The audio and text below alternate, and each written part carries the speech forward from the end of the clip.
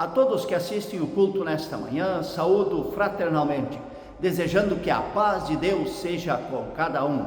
Realizamos este culto em nome de Deus, Ele que é Pai, Filho, Espírito Santo. Amém. E saúdo a todos com as palavras do apóstolo Paulo em Filipenses capítulo 2, versículo 8. Jesus Cristo a si mesmo se humilhou, tornando-se obediente até a morte e morte de cruz. Ouçamos o primeiro hino da nossa celebração de hoje: Quem nos separará?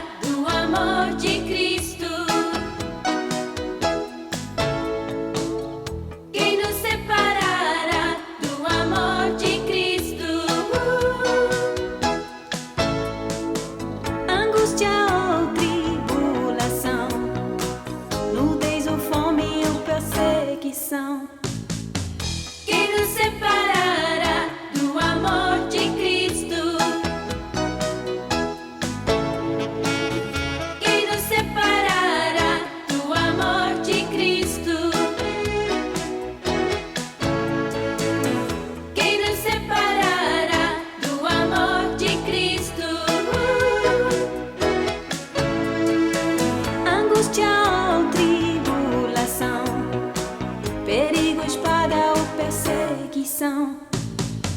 Quem nos separará do amor de Cristo? Mas em todas estas coisas somos mais que vencedores, mais que vencedores, por aquele que nos amou.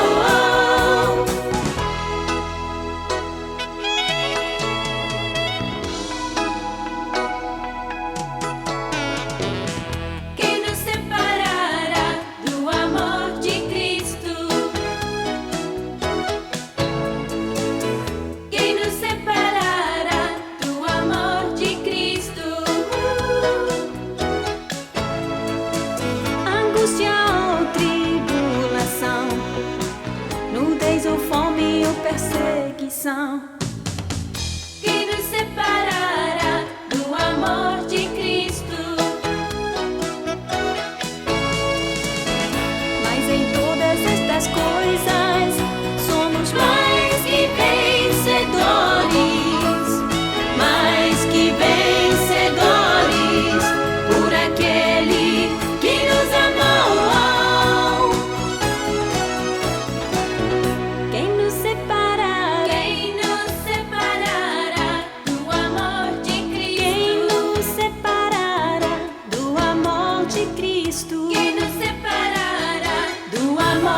Cristo.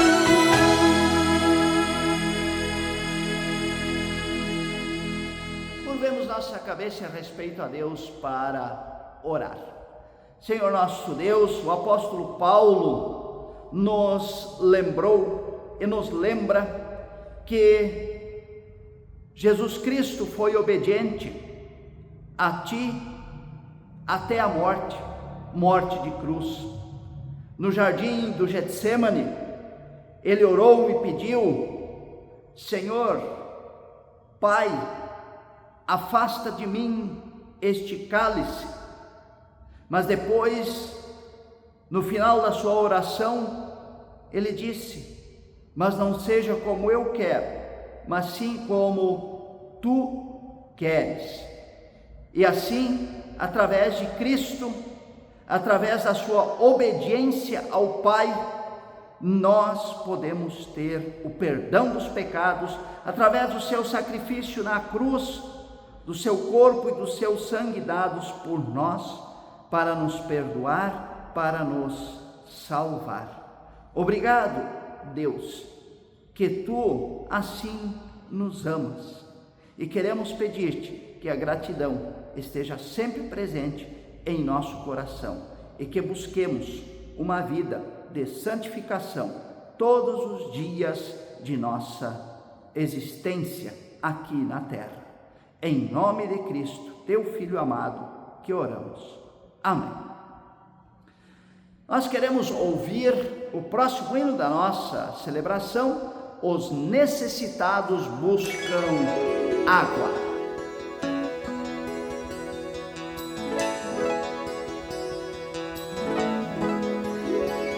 Quando os necessitados buscam água sem encontrar, e sua língua se seca de sede, eu os ouvirei, eu, Deus de Israel, não os abandonarei. Quando os necessitados buscam água sem encontrar, e sua língua se seca de sede, eu os ouvirei, eu, Deus de Israel, não os abandonarei. Não temas, porque eu te remi. Não temas, chamei-te pelo teu nome, tu és meu. Quando os necessitados buscam água sem encontrar, e sua língua se seca de sede, eu os ouvirei, eu, Deus de Israel, não os abandonarei. Quando os necessitados buscam água sem encontrar, e sua língua se seca de sede, eu os ouvirei, eu, Deus de Israel, não os abandonarei. Não temas, porque eu te remi. Não temas, chamei-te pelo teu nome, tu és meu. Não temas, porque eu te remi. Não temas, não temas, chamei-te pelo teu nome, tu és meu.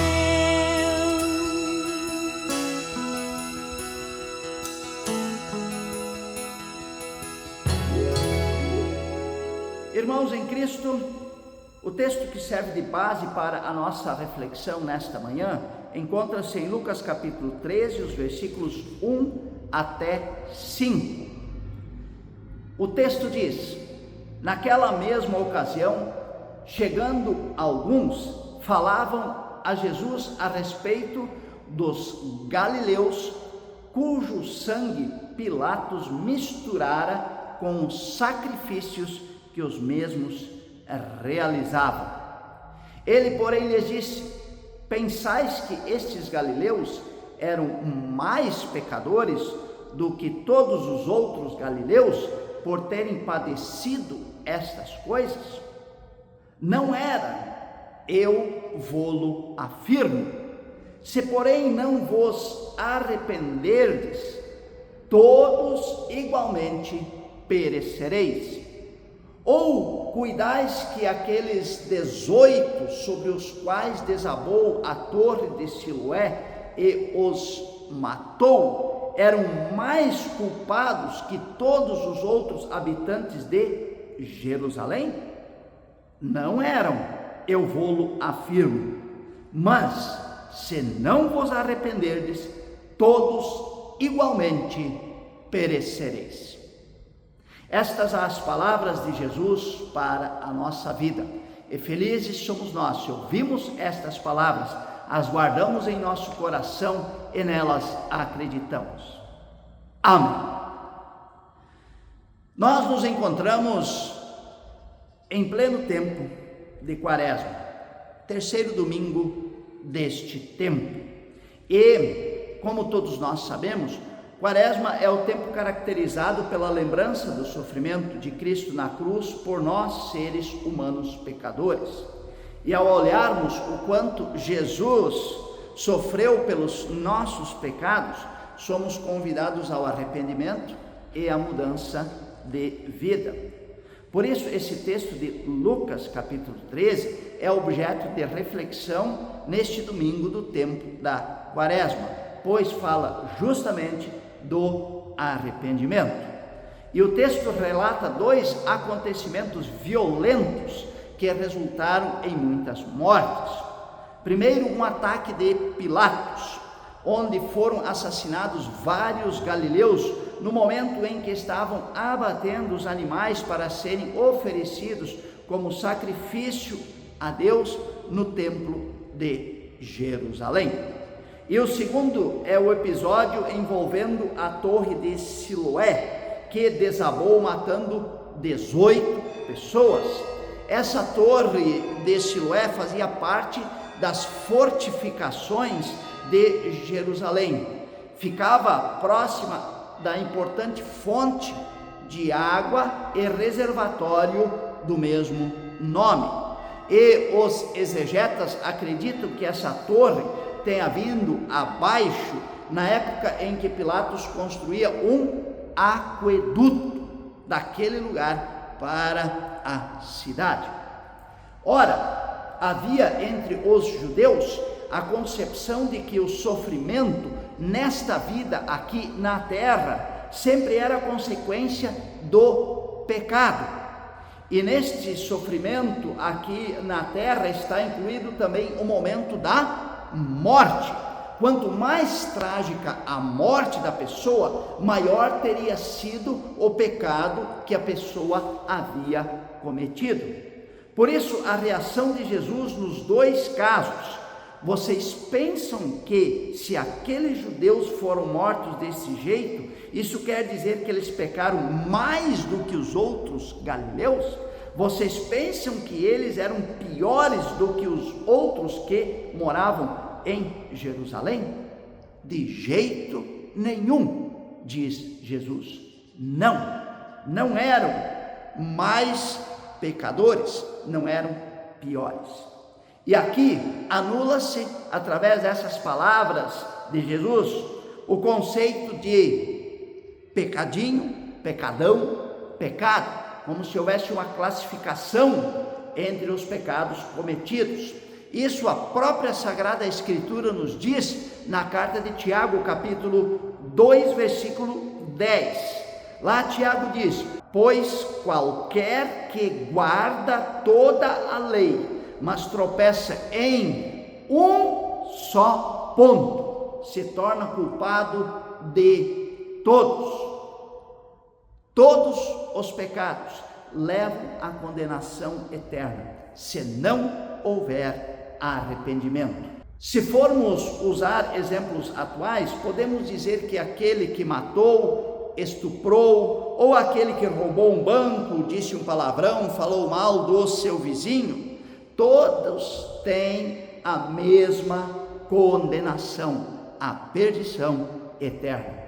Martinho Lutero comenta sobre essa questão dizendo que um pequeno pecado é como um furo no fundo de uma canoa, ou seja, o resultado final é o mesmo, não importando o tamanho do furo na canoa, a canoa vai acabar afundando.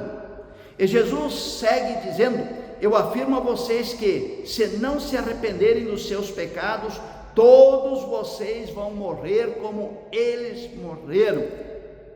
O chamado ao arrependimento faz parte da essência do Evangelho.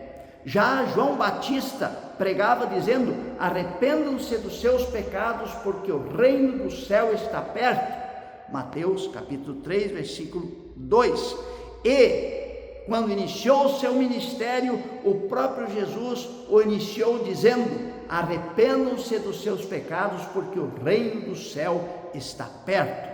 Mateus capítulo 4, versículo 17. A palavra arrepender-se em grego, a língua em que a Bíblia no Novo Testamento foi escrita originalmente é metanoia, que significa remorso, arrependimento, conversão, mudança de mente. Interessante nessa definição é que só vai acontecer a mudança de algo quando eu tenho remorso. Ora, o que é remorso? É aquele sentimento de culpa que me atormenta quando eu faço algo errado.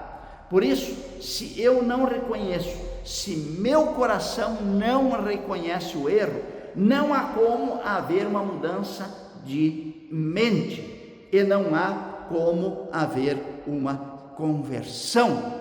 Por isso nós temos a nossa consciência cristã que nos avisa todas as vezes em que pecamos, e nós sabemos perfeitamente muito bem quando nós pecamos. Ninguém precisa nos dizer. Ora, conversão também significa, no sentido em português, mudança, transformação, alteração de uma coisa para a outra, mudar a direção. Isto conforme o dicionário português. E nada melhor para indicar a conversão do que os sinais de trânsito. Esta primeira placa que você está vendo agora indica que você pode seguir em frente, sempre no mesmo sentido. E assim é a nossa vida. Nós optamos por um caminho e seguimos em frente. Vamos por esse caminho. Optamos por conceitos, por práticas em nossa vida, quer na vida política, quer na religião, quer em nossa família, quer em nossos relacionamentos com os colegas de trabalho, quer nos relacionamentos de amizade, quer na nossa sociedade. Nós temos um certo comportamento que nós adotamos através dos conceitos que nós temos em nossa vida. E essa segunda placa indica a necessidade de mudar o sentido, a direção que nós tomamos, dobrar à direita. Assim, precisamos converter, mudar a direção também da nossa vida, mudar alguns conceitos, práticas também, se não estão de acordo com aquilo que Deus quer de nós. Por isso, esse tempo de Quaresma nos convida a olhar para a nossa vida, a pensar, a avaliar e nos perguntarmos: que rumo estamos dando à nossa vida? E para fazermos esta avaliação, nós precisamos de um critério. A partir de que critério vamos avaliar a nossa conduta de vida? Para o cristão, isto está claro. O critério é a Sagrada Escritura, a palavra que Deus nos deixou e que orienta a nossa vida. O rumo que eu estou dando à minha vida está de acordo com a palavra de Deus ou não? É a pergunta que nós devemos fazer. Em um comentário que fiz com várias pessoas já há algum tempo, eu abordei esta questão da conversão, da mudança de vida, e comentei que muitas vezes pastores, padres, pregadores colocam a questão da conversão como se houvesse a necessidade de uma mudança total da nossa vida. E muitas vezes pregadores dizem: hoje você vai sair daqui uma pessoa nova, você precisa ser transformado por Cristo, você precisa tornar-se uma nova criatura. E aí muitas vezes nós pensamos: poxa, mas eu nasci um cristão, meu pai e minha mãe me ensinaram a fé desde que eu era criancinha, oravam comigo, eu acredito que Jesus é o meu Salvador, por isso também estou na igreja, eu sou uma pessoa honesta, Eu respeito a minha esposa, eu amo ela, eu respeito meu marido, eu amo ele, eu amo os meus filhos e os crio também dentro da fé cristã, tenho conceitos de vida cristãos. Então, o que significa para mim uma mudança total da minha vida, eu tornar-me uma nova pessoa? Ora, só pode ser tornar-me uma coisa que eu ainda não sou, ou seja, um sujeito imoral, uma pessoa que não crê em Deus, que não é honesto, que não respeita nem ama a sua esposa e a sua família. É isto que isso significa? Vejam, você que está nos assistindo, como conceitos generalizantes e chavões teológicos podem ser inócuos e caem no vazio. As pessoas assim como você, que crê em Deus, que tem uma vida, que procura seguir os ensinamentos de Deus, eu também, muitas vezes escuto esta palavra e ela cai no vazio. E eu penso, ou você pode pensar, isto não foi para mim, eu já sou um convertido, eu já tenho fé, eu já me arrependi, e a mensagem cai no vazio, nem as paredes escutam porque não podem escutar. Por isso, quando no tempo da quaresma eu falo em conversão, de necessidade de arrependimento, costumo dizer que cada um deve perguntar a si mesmo: qual setor da minha vida está em desacordo com a vontade de Deus? O que eu faço que não é conforme o que Deus quer? Que aspecto da minha vida precisa ser mudado? E fazendo a avaliação, se eu me der conta deste aspecto da vida que não está de acordo com o que a palavra de Deus quer de mim, ali sim eu preciso mudar o rumo, a direção. Esse é o caminho da santificação que nós devemos seguir dia após dia. E que você possa fazer esta avaliação. Temos ainda algumas semanas até a Semana Santa. Esse tempo de quaresma é tempo de você, tempo de eu, de todos nós, chegarmos perto de Deus, nos aproximarmos dele, termos comunhão mais intensa com ele e pensarmos sobre a nossa vida e o que precisa ser mudado, o que precisa ser aperfeiçoado, o pequeno detalhe que às vezes pode fazer a grande diferença na minha vida. Que você possa ter um tempo abençoado de quaresma e que possa chegar-se a Deus e arrepender-se de fato de tudo aquilo que você faz que está em desacordo com a sua palavra, e que você possa, assim como vimos na questão dos sinais de trânsito, mudar o rumo para uma vida melhor, mais feliz, mais próxima de Deus. Amém. Queremos ouvir o próximo hino da nossa celebração.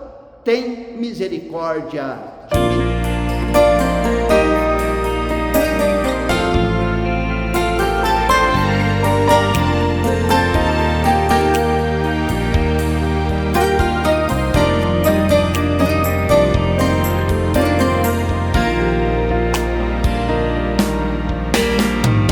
Misericórdia de mim, tem misericórdia de mim, Senhor, ajuda-me a crer. Tem misericórdia de mim, Senhor, me ajuda a ver. Senhor, me ajuda a amar.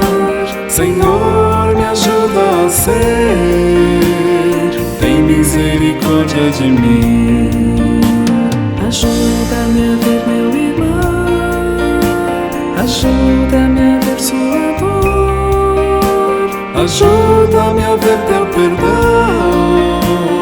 Tem misericórdia de mim, tem misericórdia de mim, tem misericórdia de mim. Senhor, ajuda-me a crer, tem misericórdia de mim.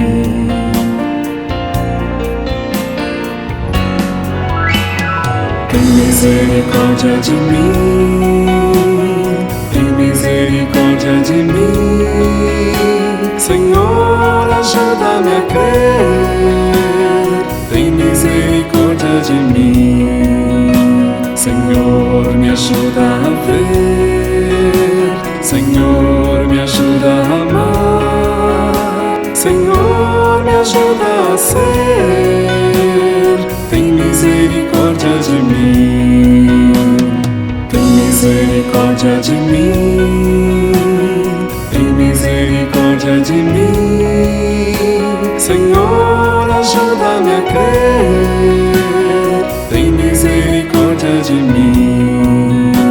Ajuda-me a ver meu irmão, ajuda-me a ver sua dor, ajuda-me a ver teu perdão. Tem misericórdia de mim, tem misericórdia de mim, tem misericórdia de mim.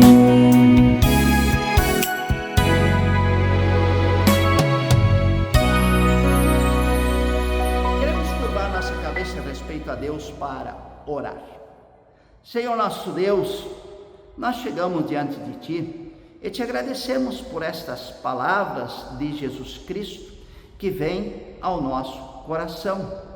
Não são palavras tão boas para nós ouvirmos, já que Jesus diz que todos nós somos pecadores, que transgredimos a vontade dele e do Pai.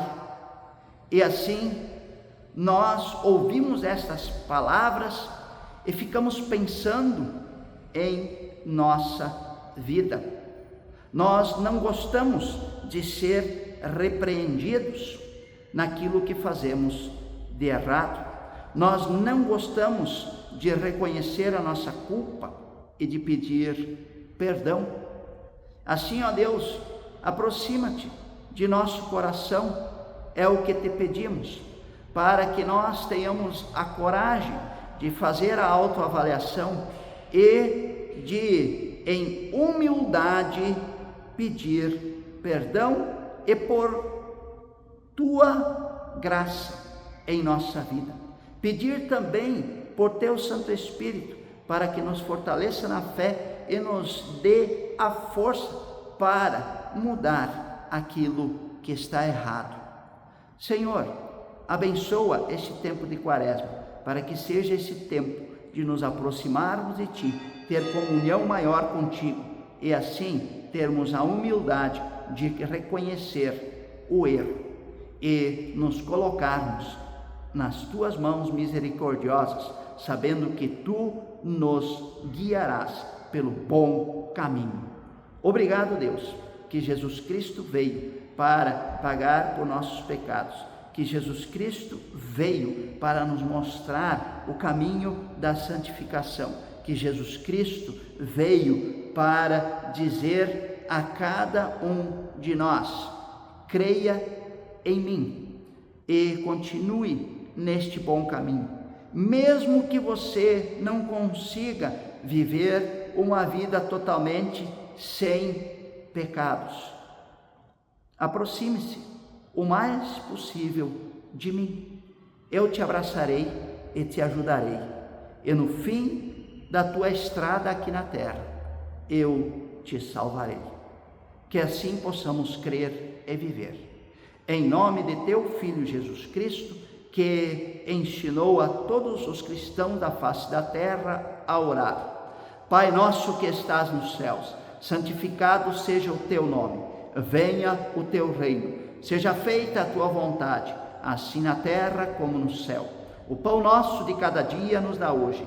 e perdoa-nos as nossas dívidas, assim como nós também perdoamos aos nossos devedores. E não nos deixes cair em tentação, mas livra-nos do mal, pois teu é o reino, o poder e a glória para sempre. Amém. E encerro a celebração de hoje, invocando sobre cada um a bênção de Deus. Eu peço que o Senhor nosso Deus vos abençoe e vos guarde. O Senhor faça resplandecer o seu rosto sobre vós e tenha misericórdia de vós. O Senhor sobre vós levante a sua face e vos dê a sua paz. Em nome do Pai, do Filho e do Espírito Santo. Amém. Ouçamos o último hino da nossa celebração de hoje. Senhor, tu tens sido o nosso refúgio.